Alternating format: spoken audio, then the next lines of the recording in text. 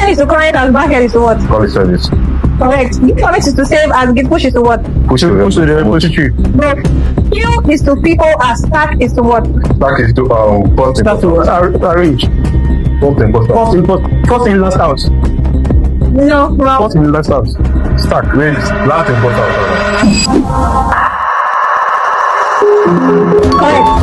Definitely that's like a memory leak thing, right? So you want to ensure that you remove some references, but maybe you have like too many references that keeps growing your thread is about acting out a word while the other person guessing what you're about to do. But I'm introducing a little twist to this, right? Usually the person guessing gets the mark for the thread.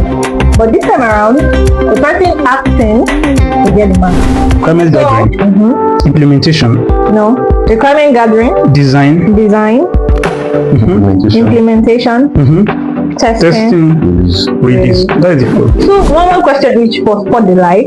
Okay. So I'll give you two true, one word, and you have to tell me what one word is for. So I'll start with winner, or the person that answered the most questions correctly was